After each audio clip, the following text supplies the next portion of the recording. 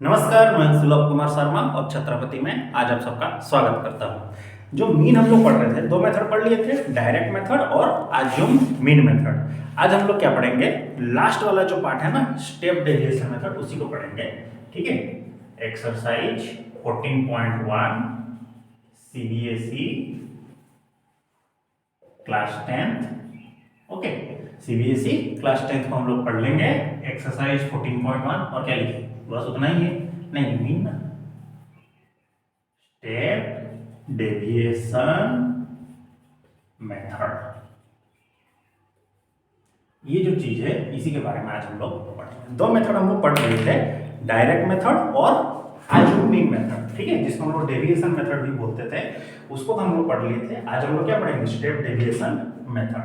Same रहेगा। देखिए, ये हुआ क्लास इंटरवल, फिर फ्रीक्वेंसी, फिर क्लास मार्क। तो क्लास इंटरवल कितना था, 10 to 25। फिर आ गया था 25 से 40, फिर आ गया 40 से 55, फिर आ गया 55 से 70। ओके, फिर 70 से 85, फिर 85 से 100। ओके, तो इसका फ्रीक्वेंसी कितना है, 2, दिस इज 3, 7, 666।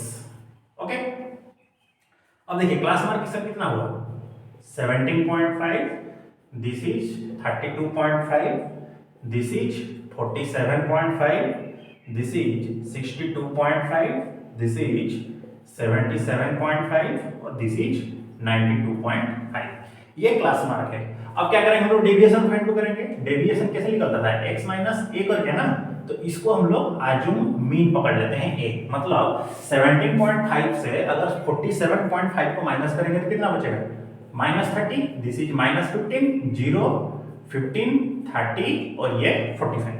देखिए, जब ये चीज भी बड़ा बड़ा हो जाए ना, तो उस केस में हम लोग क्या करते हैं, deviation, step deviation method use करते हैं। तो स्टेप डेविएशन मेथड में एक चीज यूज होता है जिसको हम लोग h बोलते हैं। h मतलब क्या, क्लास का साइज।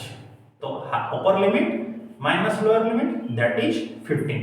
तो यहां पर हम लोग क्या करेंगे, ui को फाइंड आउट करेंगे। तो ui का वैल्यू कैसे लिख लेगा, देखिए ui का वैल्यू कैसे लिख लेगा, जो डेविएशन हुआ होगा ना, उसमें से हम लोग डिवाइड कर देंगे di डिवीजन h।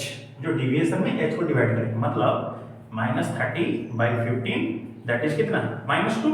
ठीक है, तो पहला वाला तो होगा -2, -1, 0, 1, 2, 3।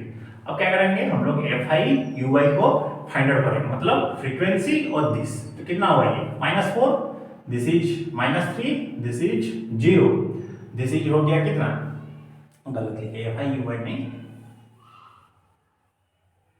ठीक है, हाँ नहीं fi ui तो है, गलत कहाँ लिखे थे, fi ui। ठीक, तो दिस विल बी -4, ये हो गया -3, दिस इज 0, 6, ओके 12 और दिस इज 18। तो समेशन ऑफ fi ui कितना हुआ, 29, और समेशन ऑफ fi कितना था, summation of fi equal to कितना, 30। समझ आ रहा है।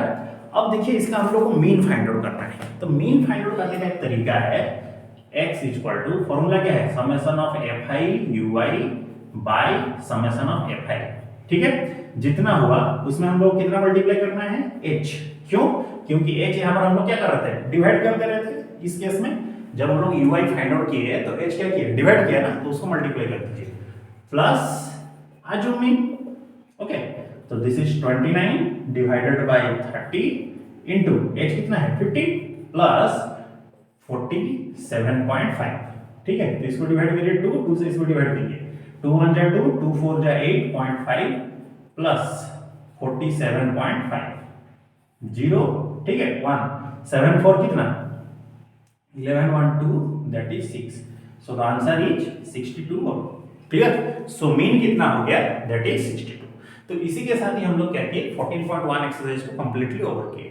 तो आपका यही होमवर्क है कि एक्सरसाइज 14.1 का ऑल विथ एग्जांपल्स, जितना भी एग्जांपल्स दिया है सभी के साथ साथ 14.1 को आप लोग खत्म करके नेक्स्ट क्लास में प्रेजेंट रहिएगा। ठीक है, तो नेक्स्ट क्लास में हम लोग आईसीएसई का पढ़ेंगे, आज सीबीएसई खत्म कर दिए। तो आप लोग क्या करिए, एग्जाम्स की तैयारी करिए और पढ़ाई करते रहिए। ठीक है, तो मिलते हैं अगले क्लास में, तब तक के लिए सी यू नेक्स्ट। जय हिंद।